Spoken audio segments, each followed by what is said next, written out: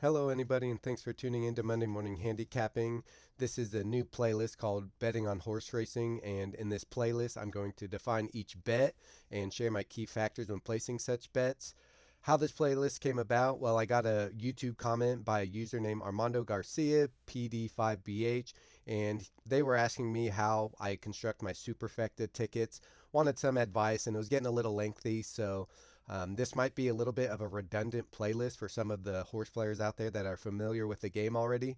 But because I want to reach out to a new audience with my channel, I thought I would go back and cover all the bets, starting with the most basic, the win bet, get into the exactas, trifectas, superfectas, doubles, pick threes, pick fours, etc. Hopefully cover them all. One of my first playlists was how to read a racing form. Again, I'm trying to reach out to a new audience, so I thought going over each bet and not only describing what they are and how they're paid out, but also explaining what I look for when placing each one of these different types of wagers. So again, the first part might be redundant for some horse players that have been playing for a while, but if you want a little food for thought, maybe pick up something that I look at that maybe someone else doesn't think about, then maybe there's a tidbit of information for you at the end. So first off, in this video, I'm going to describe what is the win bet, and there's a couple different ways you can actually succeed in your win bet. There's a win, dead heat, and disqualification. We're also going to take a look at the payouts on the tote board and how to read that and explain that.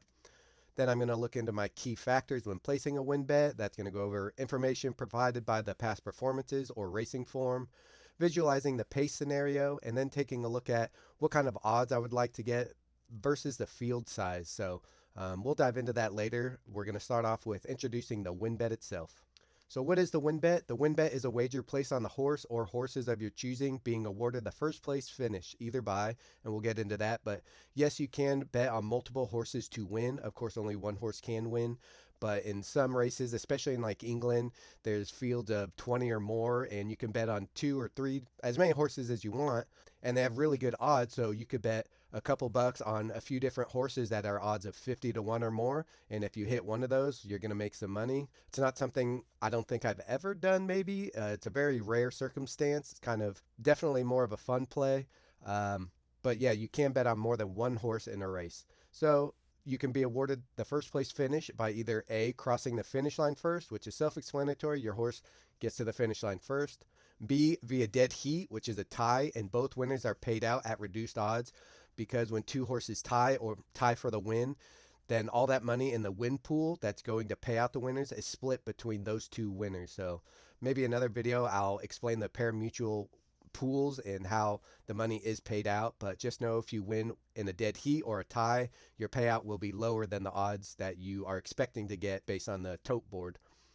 C, via disqualification, and I can't stress this enough, everyone says it, wait until the race goes official. Once the race finishes, it'll say unofficial for a while. Stewards, which are people that work at the track, take a look at the race, make sure there's nothing that warrants a disqualification.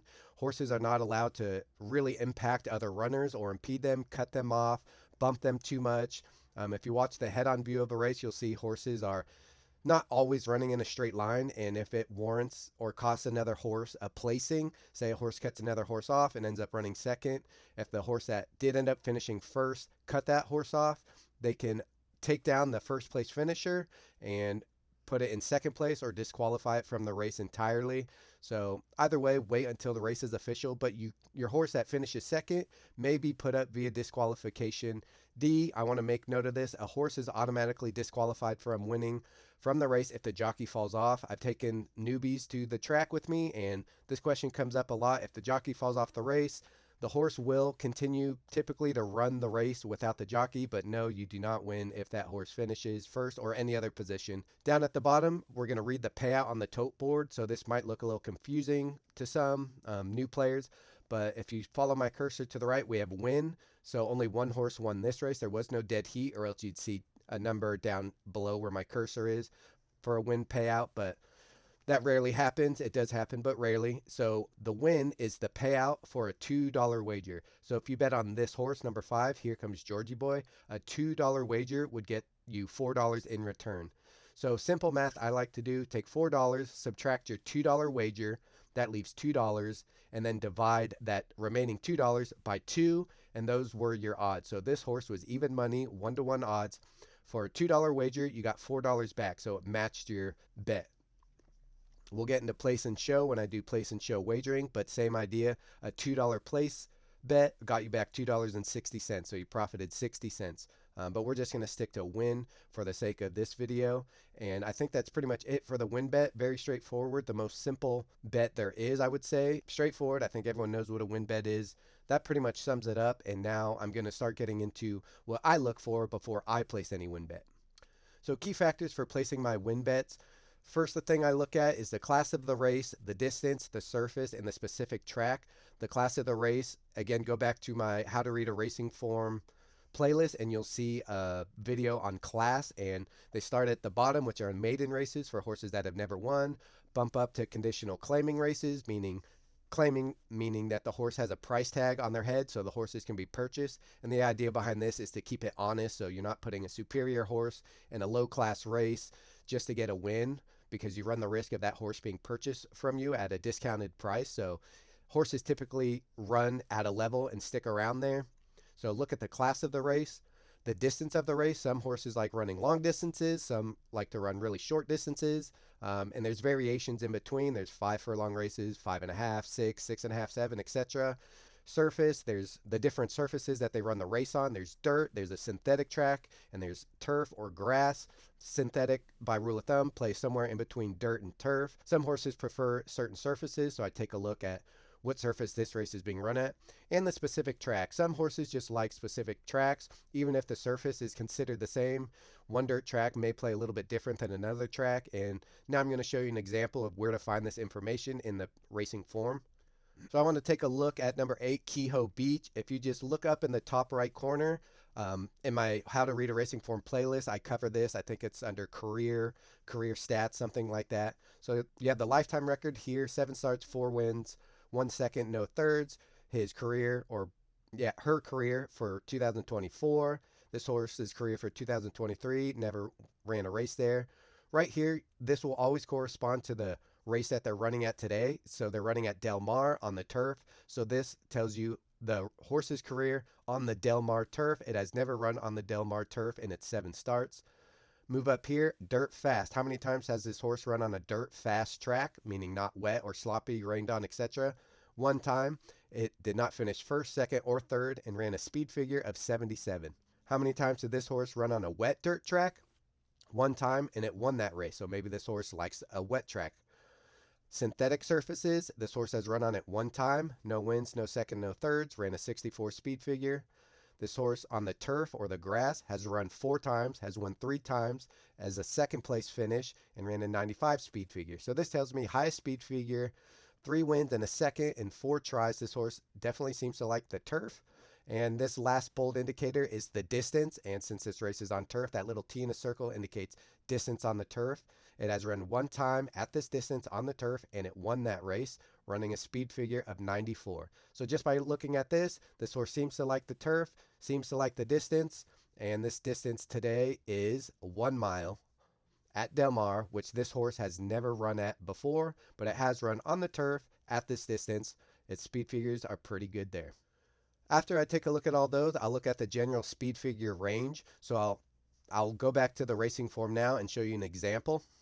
So just looking at this same race, you have Beyer Par here, which is an estimate of what the horse's speed figure is going to need to be to win this race. But if you just scan quickly, you can see low to mid 90s for this horse as of late, high 70s as of late, 101, 95, 106, 89, so high 80s here, 80 to high 80 here, low 90s here, maybe mid 80s, ran a 79 in there, 87, 86, 94, so capable of hitting around 90, 94, 95, couple of 70s. So I've further inspection on why this horse jumped up so well, maybe a new surface, etc.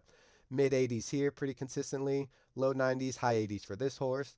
And you kind of compare and contrast the field just to get a general gauge of what it's going to take to win this race and what horses aren't really close to matching some of the other runners in the race. So that's how I get a general speed figure range before handicapping, just a quick scan through. Next, I like to look at recent form. This, I like to look at the most recent 3 races and really emphasize those along with the rest of the public. Sometimes you want to go further back, for example, if the last few races weren't on the same surface, same track, same distance, etc., and go back and look at those races that match today's surface class, track, etc. But recent form is a good indicator of how well the horse is feeling, how his fitness is. I like to look at the results in fractions. What placing has the horse been getting, and how fast or slow have the races been? This also plays into account when you have a front runner. If he won his last race but ran really slow fractions, maybe the horse just got a soft lead and was able to hold on to his stamina late. If the horse ran say second or third place by a close margin, but was running very, very fast early and still held on to run second or third, that's a pretty positive sign that the horse is fit. It can run fast, and if it can just slow down just a tiny bit, it might get the win today. So recent form, see how well the horse has been finishing recently and how fast the fractions this horse has been running or the race itself was run. And with different forms, you can change the settings. You can get the times for the leader of the race to see how fast the leader that this horse was chasing was, or you can set it to this horse's individual fractions. I've recently switched from the leader of the race to the individual horse. I find it a little easier to compare, but suit yourself. Next is the fitness. Look at the recent races. How fast has the horse been running? Has the horse been running faster in more recent races, or is the horse seeming to slow down? Look at the race spacing. How many weeks in between races is this horse running? Go back, look at the horse's top speed figure and the race before that. How many days or weeks in between those races did a horse run a really good race? If a horse is running lots of races, say 1 or 2 weeks spaced apart, this horse is going to get tired at some point. That sort of leads me into the campaign. So horses typically run in a season. They'll come out at the start of the year and have a plan, run every 6 weeks or so, 4 to 6 weeks, depending on the horse's fitness. At the end of the year, like we're at now, horses may have run 10 or more times by now. Maybe they're starting to get a little fatigued. Some horses may have taken a break over the summer and are restarting their careers in the fall, maybe a little fresher.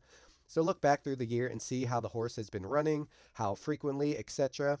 You can also look at the workouts. I have a video on workouts in my How to Read a Racing Form tab.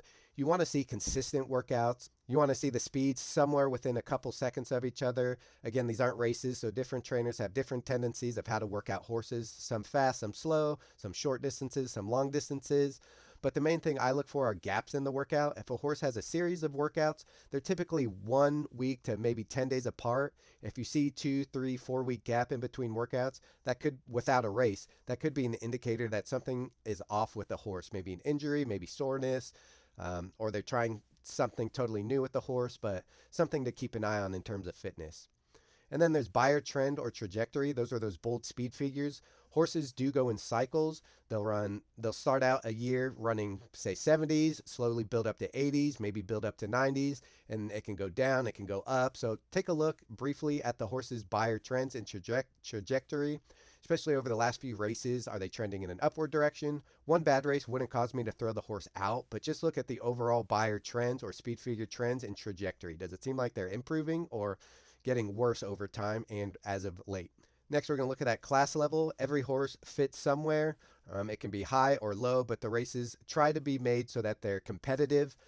But you can take a look at horses that are moving up or down in class. Moving up, look for signs of improvement. Age, maybe the horse is 2 or 3 or 4 years old. They still have time to improve and mature and get better over time. Horses don't start their career best of the best. It takes a lot of training and educating the horse to get better.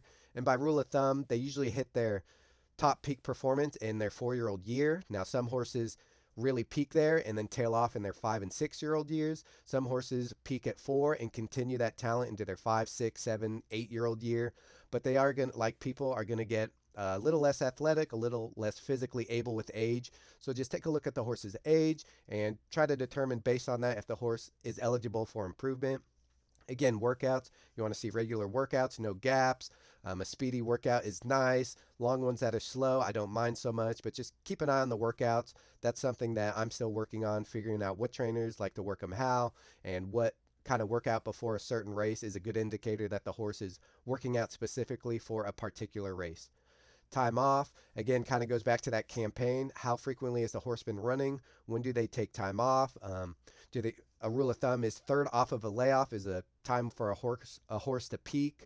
If a horse has a lot of layoff lines, the horse could have some physical ailments, but horses need breaks once in a while before restarting their racing careers, and when they restart, they usually need a race or two to really get back into race shape. Increasing buyers could be a good sign that this horse is improving. A positive trainer change, maybe the horse was claimed recently from a trainer that wins at, say, 10%, for now a new trainer that wins at 25%. First time with that move is something I really keep an eye on and see if the horse, if it improves a few buyer points, does it have a chance to win? And also recent wins. As horses win, they got to move up the racing ladder, move up the claiming ladder so that they don't get purchased for a price that's way below what they're worth. As a horse moves up in class, if it's winning at lower classes, it has every right to move up and get that price that they deserve. Moving down in class, look for red flags. Age, again, as they get older, they're going to get slower over time.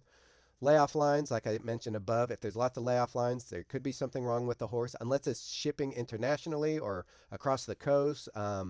Definitely something to keep an eye on. If it's at the bottom levels at a particular track and keep taking breaks, that's kind of a red flag for me. A precipitous drop in class, so say it was running for $20,000 last time and now it's in for $5,000. That's a $15,000 discount on a horse that was apparently worth $20,000 last time. Decreasing buyers, again, look at that buyer trend. Are they going down since, say, the 5 to 6 year old year? Maybe the horse just isn't as good one year from the next, which is possible. Negative trainer changes, again, maybe going from a 25% trainer just claimed and moved down in class for, say, a 5 or 10% trainer. That would be a red flag to me. And also just not close to winning near the level. So if the horse is running at 8,000 and just finishing 4th, 5th, 6th by 10 lengths or so and is in for the same class level, maybe this horse just doesn't fit here and needs a drop. So keep that in mind when moving up and down the level. Do they need a drop to win? Do they need to move up to stay competitive and not be purchased for a lower tag? Just all things to consider. So running style and pace scenario. This is where the heart of handicapping really comes in. Now, when I'm looking at post position, I put a little bit of emphasis on it. It kind of depends on the entire race as a whole. Post position, if you got a real speedy horse, the inside is not bad, but if there's other horses to the outside that are also fast, and maybe even faster, those horses might be able to get out quicker and get in front of your horse and cut your horse off, and now your front running horse has turned into a stalking type and maybe something the horse isn't comfortable with. Maybe your horse doesn't like kickback or the dirt in the face. Definitely some horses don't. If you have a speed horse on the outside, then your horse can break well and look to its inside, look for any other speed runners and really pick the position that it wants to sit in. Closing style, doesn't matter a whole lot post position. I guess I would prefer somewhere in the middle to the inside, just so that they can get to the rail and save ground and then wait to make their move later. Post position, somewhat important, but not something I'm entirely dependent on. Running style, pace scenario, look at lone speed. This is one of the best bets in racing, so it's said. The only front running type, when horses get alone on the lead and they can set comfortable fractions, it's really hard to run those horses down. When I look at replays from past races and I see a horse run down a lone leader, I usually like to bump up that horse's chances next time out. So if you're looking through the past performances and you find one horse that likes to get to the front and it looks like every other horse in the race likes to sit off of the lead and make their runs late, take a long look at that lone leader, especially at long odds, and consider if all these other factors, the class level, the recent form, the buyer speed figure range, maybe this horse is a lone speed contender and can set comfortable fractions and win easily. Stalker types, these are horses that like to sit pretty close to the front runner, but give the front runner a little bit of slack and then make their move later. If there's lots of speed or little speed, it does make a difference. If there's lots of speed, take a look at the stalker's races, see if this horse is stalked in 5th early on, but by a few lengths, so there's a lot of front runners. Was that horse able to pass those runners, or is there a little speed in some of their previous races? Maybe they're 2nd or 3rd by a few lengths. Was that horse able to pass horses on races that were run quickly with lots of speed runners, or horses with 1 or 2 speed runners? Take a look at that horse's ability to pass horses. Sometimes you'll see what looks like stalker types that run 2nd or 3rd and are close up, but never pass horses throughout the rest of the race. So check out stalker types when they're winning. How many horses are they passing? What kind of races were those when they did pass? Was there lots of speed, little speed, a mix of both? That tells you what kind of quality stalker type you have. Deep closers, lots of speed or little speed. Deep closers kind of are pace dependent. The more speed there is in a race, the more that the deep closing attribute is going to pay off. When there's lots of speed, lots of horses duel uncomfortably on the lead, maybe run a little bit faster in the early parts of the race, more so than they would like, and that leaves them weary and their legs are tired late in the race. And these deep closers are usually fresh and making late runs. So if those front runners are running the last quarter mile in 26, 27 seconds, and these deep closers are running in 24, 25, they're going to make up a lot of ground on those tired front runners. If there's a little bit of speed in a race and a deep closer makes a really good bid and almost wins, again, tries to run down, say, a lone front runner or a really talented front runner, I might bump that horse up next time out because, again, it's hard to do to run down a lone front runner or a horse that barely faces any opposition on the front end early. So deep closers, pretty pace dependent, but if they can do it without a hot pace, keep an eye on that one moving forward. Now I'm going to get to the odds versus field size. So when I'm doing my win bets, if there's a field of 5 horses or less, I'm probably not even going to place a win bet unless I'm getting 7 to 5 odds or more, a little less than 2 to 1. This is a game of return on investment, and if it's a field of 5 or less, and it doesn't really matter if it's a field of 5 or less, I usually don't like to bet on any horse that's less than 7 to 5. If it is less than 7 to 5, more often than not, I'll just watch and see if I'm correct. I might get into exactas. We'll do that in the exacta video. But for the win bets, under 7 to 5, I'm typically just passing on. Fields of 6 to 8, I'd like to see 5 to 2 or more for your odds, so 2.5 to 1. The bigger fields, you want to get a little more value. More things can happen. Your horse can run into trouble. These are rough estimates. Depending on how well you like the horse, going back through all these merits, if a horse just looks like a stone cold lock and he's 2 to 1 and there's 6 horses in the field, by all means, go ahead and bet it if you feel comfortable doing that. This is just kind of a rule of thumb or somewhat of a gauge. Fields of 6 to 8, I like to get at least 5 to 2 or more. Sometimes I like a long shot at 10 to 1, but 5 to 2 for a field about that size seems about fair to me.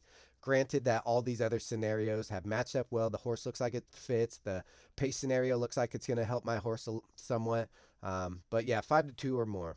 In fields of 9 or more, it would be nice to get 7 to 2 or more. Again, I'm probably not betting favorites less than that in a field of 9 or more.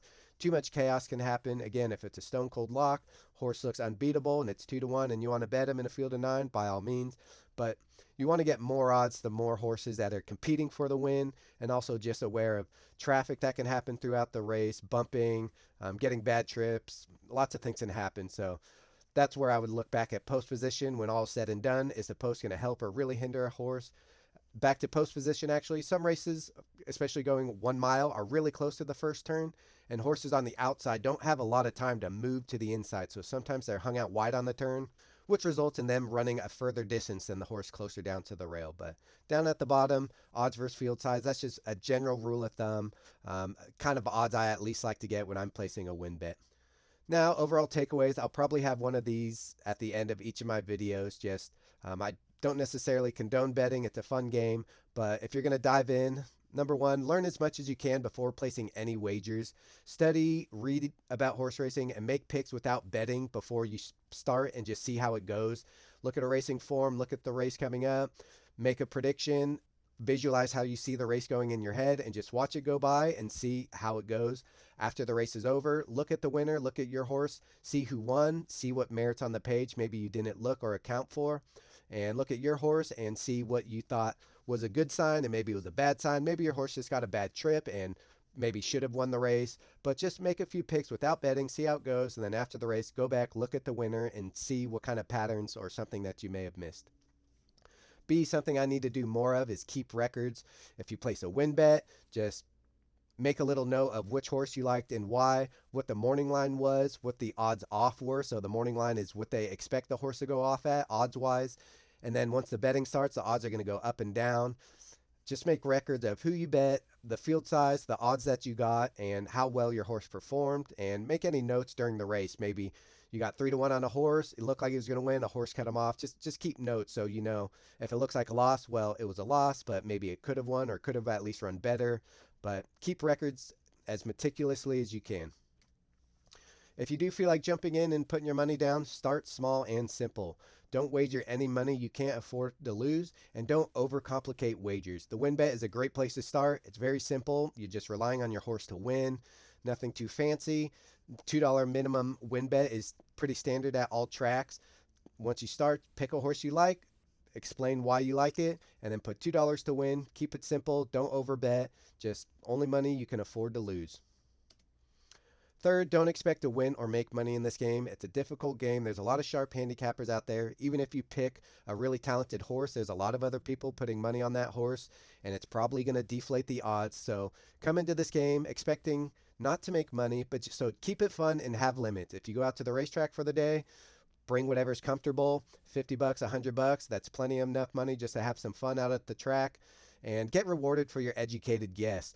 You look at a racing forum, you think, here's a horse I like and why. I think the race is going to shape up like this, and this horse is going to lead him all the way, or he's going to be closing late while the other horses are tired. Put 2 bucks down. If your horse wins, regardless of the odds, you're going to have fun. It's going to feel very satisfying, and I think you're going to fall in love with the game if you have any early success. If you do have early success, keep those limits, keep it fun, keeping records, don't get ahead of yourself, and just enjoy it, enjoy the process. I just think the handicapping process is fascinating. I love it. It's just a great puzzle, and when you are right, there is few things more satisfying from a hobby perspective than seeing a race just play out exactly like you saw it. People around you just will sometimes be in awe when you just call out how the race is going to be run, and you get a few bucks back. It feels really good, really fun game.